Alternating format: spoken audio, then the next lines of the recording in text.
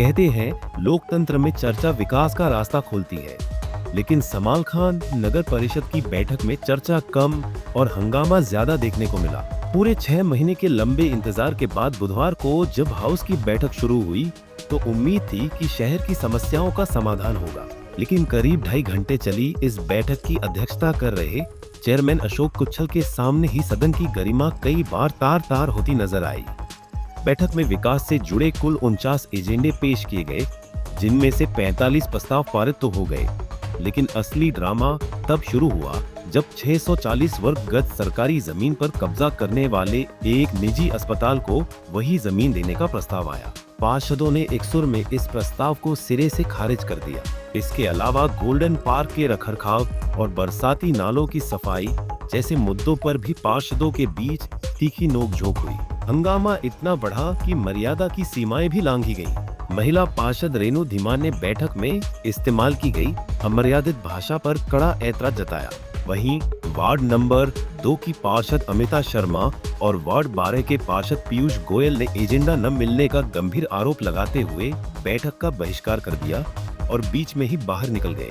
आप भी जानते हो, संसद हो कोई भी हो, मसालेदार मीटिंग होती है, हंगामा भी होता है। अपनी अपनी बात रखने के लिए पार्षद जो होते हैं, जो मेंबर्स होते हैं, अपनी बात रखने के लिए, मनवाने के लिए दबाव भी डालते हैं। अच्छी बात है, बट मर्यादा से बाहर जाना, एक अध्यक्ष के बिना अनुमति के फालतू बातें बोलना, सीटें छोड़ के यहाँ ऐसे आना कि जैसे झगड़ा करने को तैयार हो जाना, बदतमीजी के शब्द बोलना। और फिर आपको एक छोटी सी बात कहता हूँ, मुझे आज बड़ा दुख ये लगा, कई जगह हम कहते हैं महिला बेटी बचाओ बेटी पढ़ाओ। आज मुझे उस बात का, क्योंकि मेरी एक बीजेपी से पार्षद थी रेणु धीमान जी, और मैं खुद इलेक्टेड शहर का इलेक्टेड पर्सन हूँ, बीजेपी से समर्पित, भाजपा का चेयरमैन हूँ। मैं कोई बन के या दल बदल के नहीं आया हूँ। मेरे साथ आज ऐसा महसूस हुआ कि बिना चेयरमैन की अनुमति के, बिना उसके तू तड़ा कैसे करे जैसे अभी सब कुछ बंटवारा हो जाएगा। मैं एक बात कहना चाहता हूँ, कोई भी सरकार का ना, सरकार का एक पैसा भी किसी जेई हो, एमई हो, सेक्रेटरी हो, इवन देन कमिश्नर भी हो, कोई भी सरकार के पैसे दुरुपयोग नहीं करता, कानून के दायरे में सारे काम करते हैं। अगर टेंडर कोई बात चली थी मोटी पेंट की, कितने का टेंडर है, कैसे हुआ, मैं नहीं जानता भाई, मेरे से अप्रूवल मांगी गई थी भाई ऐसे आज ये करेंगे, कर लो भाई। उसके बाद अप्रूवल के बाद तो इन्होंने 3 बार तो एजेंडा चेंज किया। 22 तारीख को मीटिंग होनी थी यहाँ पे, इन लोगों ने, सभी पार्षदों ने एक ग्रुप बनाया तकरीबन मिलके, सभी तो नहीं कहता मैं, इन्होंने अपना एजेंडा अपने फायदे के अनुसार, आज मैं ये शब्द बोलूंगा, अपने अच्छे के अनुसार बनाया। दूसरा चाहे बाढ़ में जाए, चेयरमैन को आज तक एक सिंगल फोन तो रात दूर अपनी शक्ल तक दिखाई हो, जबकि बिना अध्यक्ष के काम क्या ऐसे करा लेंगे। इन्होंने हाउस में कोई पास फाइल कर दिया तो क्या मैं उसमें कटाक्ष नहीं करूंगा? क्या ये लोग अपनी मनमर्जी काम करा लेंगे? इन्होंने अब तक भी एजेंडा भी 2-2 बनाए गए।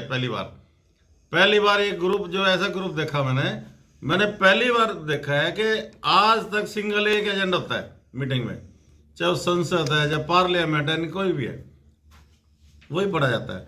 आज पहली बार है कि सेक्रेटरी को एक एजेंडा पर्सनल भी दिया गया, वो इन्होंने बनवाया वो ये जानते हैं। इन्होंने एजेंडा दे के 2 एजेंडे हो गए, अब सेक्रेटरी मजबूर, वो बोला क्या करें।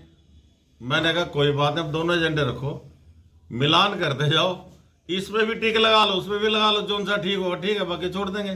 कुल कितने एजेंडे पास हुए आज? मेरे ख्याल में हमने 4 एजेंडे छोड़ के ना 45 एजेंडे, इन्होंने 48 बना रखे थे, 45 में सहमति जताई है।